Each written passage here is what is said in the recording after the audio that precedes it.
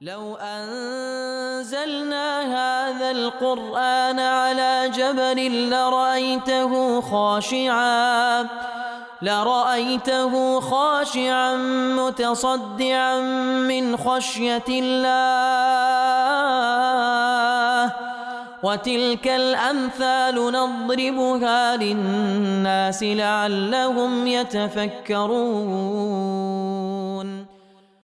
الحمد لله والصلاة والسلام على رسول الله وعلى آله وصحبه ومن والاه. السلام عليكم ورحمة الله. برزان خوش حالم لواني 230 لوانا كاين تفسير قرآن بيروز بيم وخزمتان بمبستي رزامندي خواي قولوا هوادان بأوي عزيز سودي لور بقرن. أعوذ بالله من الشيطان الرجيم. بسم الله الرحمن الرحيم. إن الله اصطفى آدم ونوحا وآل إبراهيم وآل عمران على العالمين ذرية بعضها من بعض والله سميع عليم. بەڵێ خۆشەویستان، لە ئەو دوو ئاەتەدا خوای گەورە سوبحانەوە وتەعالە دەیکاتە سەرەتاک لە بۆ چوونە ناو مەوزوعی باسکردنی عیسا عەلەیهی سەڵات وەسەلام و گفتوگۆکردن لەگەڵ نەسرانیەکان. لە سەرەتا دەفەرمی ئین الله اصطفى، بەبێ گومان خوا اختیاری کردیە. چێی اختیار کرد؟ چێی هەڵبژارد؟ ئادەمە و نوحا، ئادەم و نوحی هەڵبژارد. وآل إبراهيم وآل عمران، وهروها آل إبراهيم هالبجار وآل عمران شي هالبجار لسر همو عالمين، لسر همو مخلوقات. ذرية بعضها من بعض، يتر أوانا ذرية نوية لدواي يك هاتينا هندق لهندق والله السميع عليم. خواي قول السميع عليم كدونا ولنا في روزكاني خواي. بەڵێ خۆشەویستان، خوا سبحانه وتعالى بەو شێوەی دەست پێ دەکات ئین الله اصطفى ئادەم، بەبێ گومان خوا سبحانه وتعالى کەسانێک هەڵدەبژێری لە ناو مەخلوقاتی خۆی. یەکەم کەس کە خوای گەورە دەفەرمێ هەڵی بژار ئادەمە، بەڵێ ئادەم عەلەیهی السەڵات وەسەلام، کە وەکو معلومە کە لە حەدیثی پێغەمبەردا هاتێ صلی الله علیه وسلم و لە ئایەتی خوای گەورە لە قورئانی پیرۆزدا هاتێ طبعا کە خوای گەورە بە دەستی خۆی دروستی کردێ، دەستێکەوە لائقە بە خۆی سبحانه وتعالى، بە دوو دەستی خۆی لما خەلەقت بیەدەی، وەکو کاتێکەوە ئیبلیس ئامادەنێ سوزدەی لۆ بە خوای گەورە دەفەرمێ لە بەرچی سوزدە لەو مەخلوقێک نابێکەوە بە دوو دەستی خۆم دروستم کردێ سبحانه وتعالى. کەواتە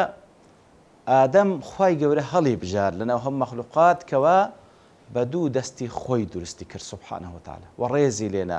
فەرمانی بە مەلائکەت کرد کەوا سوزدەی لۆ بن و پاشان بڕیاریدا بیکاتە خەلیفە لەسەر ڕووی زەوی. ئیتر کردیە نەبی،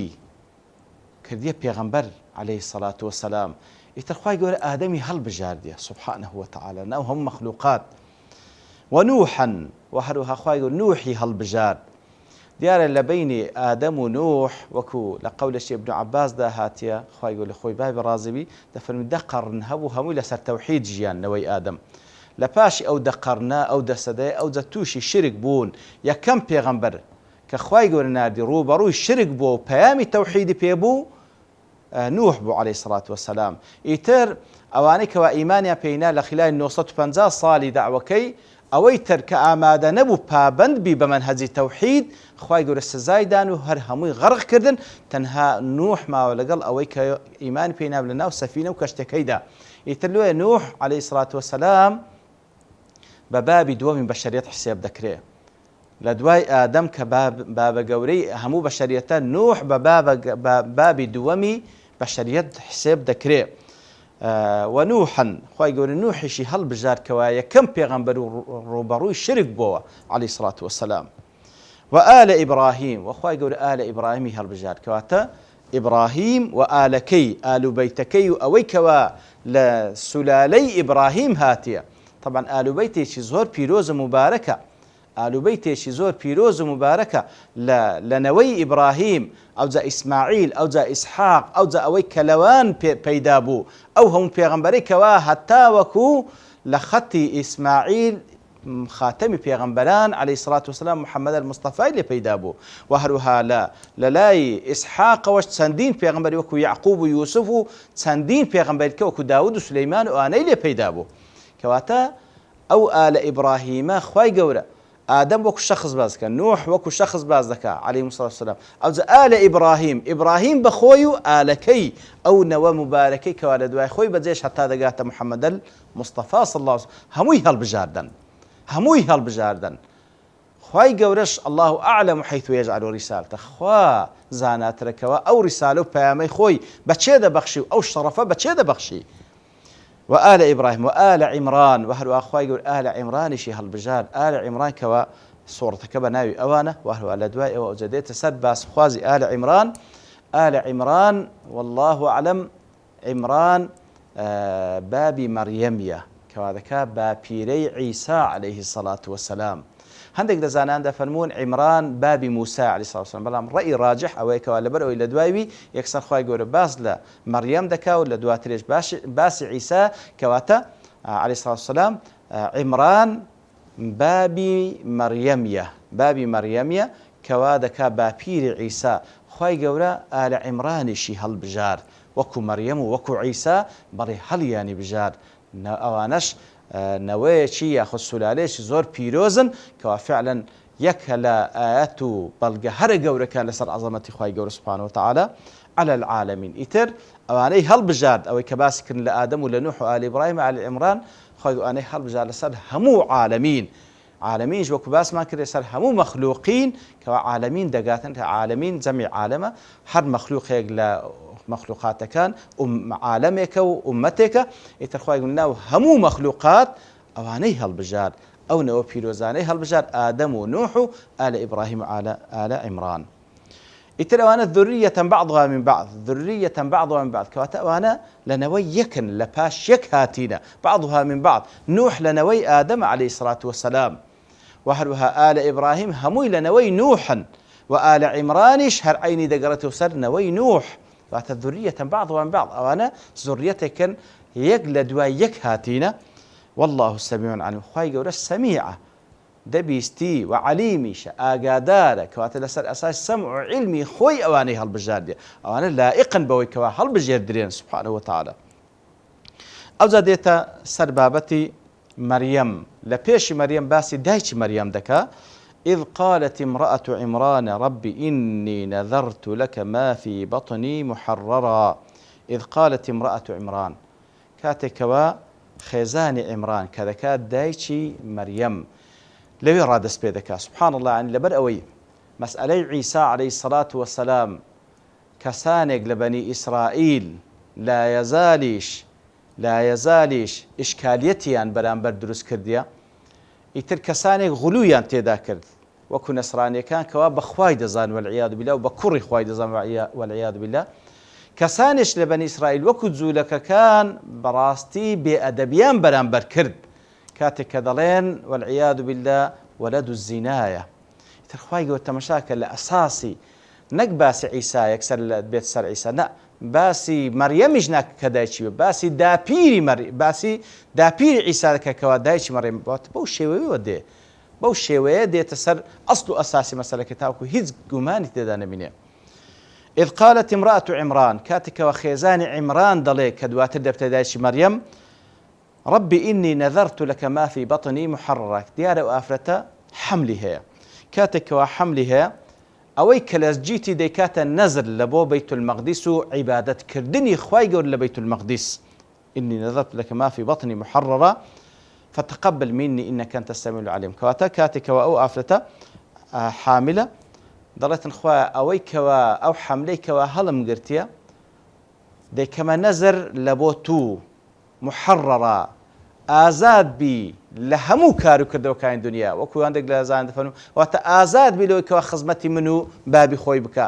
ئازادە لە هەموو مەشاغلی دنیا محەڕەڕە بەس تەنها تەفەڕۆغ بکات بۆ عیبادەتی تو لەناو بەیت المەقدس، خزمەتی بەیت المەقدس و عیبادەتکردنی تو لە بەیت المەقدس. فتقبل مني دەی خوا لێمی وەرگرە، خوای ئەو نەزرم لێ وەرگر کە هێشتا منداڵەکەی نەبووە و نازانین چی دەبیتن، خوای ئەو منداڵەی کەوا لە زگمە لێمی وەرگرە و ئازاد بی تەنها لە بۆ عیبادەتی تو هیچ مەشاغلی دنیا مەشغولی نەکاتن دەی لێمی قبول بکە. ئینەکە ئەنتە السەمیع العەلیم بێگومان هەر ئەتووی السەمیع العەلیم هەر ئەتووی کە نزاکانمان دەبیستی وهروها ئاگاداری بەنیەتەکانمان دەی لێمێ قبول بکە یا رب العالمین. فلما وضعتها کاتێکەوە ئەو منداڵەی دانا، کاتێک کە هێشتا دەستگیر بوو کرد نەزری کردبوو، بەڵام کاتێکەوە داینا و منداڵەکەی بە وەلەد بوو، فلما وضعتها قالت ربي إني وضعتها أنثى، ئەی پەروەردگارم ئەو منداڵەی کەم کردومە نەزر لە بۆ تو ئەو بەو نیەتەی کردوبیە نەزر کەوە کوڕبی، زیاتر کوڕ لە بۆ خزمەتکردنی بەیت المەقدس دەشێ، ئەوەی بە کوڕان دەکرێت بە ئافرەتان ناکرێت. دوای شتێشکەشێ ئەو ئافرەتە لا حرج في بيانوانه توش حالتي بينواجي دبيتن توش حالتي حيض دبي لو حالتي ناكري بستنا ومزقوت كواتا وبهم تصور خوي كوا اويل جيتي كرو ديكاتا نزل لبو خزمت كني بيت المقدس مرام كاتي كوا من دارك يبو قدر اخوا وابو افرد بو مريم بو طبعا. قال ربي اني وضعتها انثى وكو اعتذارك لبخوا يا ربي اخوا او من دارك من دامنا كذبوا والله اعلم بما وضعت خواش ئاگادارترە بۆی کەوا ئەمن دامنایە، یعنی خوا ئەوە کچە و ئەتوش ئاگاداری جاوەکو بە دوو قراءاتی والله أعلم بما وضعت بساكن والله أعلم بما وضعت بمضموم. والله أعلم بما وضعت واتوها لدريجي قسكاني امرأة عمران خيزاني عمران دڵێ خوا ئەمن ئەو منداڵەی دامنا کچە و خواش ئاگادارترە بۆ منداڵی کە ئەمن دامنایە. بقراءة ديكش كوا ساكن والله أعلم بما وضعت ليردا أو لكلام رب العالمين كاتك أو دلي خوا أو من داري دامنا كتسا خوا يقول دفنوي خوا أقادار تربوي كوا أتو كتسا دانايا خوا أقادار تربوي كوا أستنا وخوا أقادار بوي كوا أتو نزرت كرب لبو أو كوا آزاد بي لبو عبادة كرني خوا يقولوا خدمت كرب بيت المقدس يتر خوا يقول ككتسي بي بخشي أقادارا دجزاني خوا يقول سبحانه وتعالى برتكتسي بي بخشي وليس الذكر كالأنثى وكرج وكو كزنية زادير دا أجر والله أعلم بما وضعت بساكن بي كوات وليس الذكر كالأنثى دير هقصي رب العالمين أجر أويد كج مضموم والله أعلم بما وضعت وليس الذكر كالأنثى هلقصي امرأة عمران مهم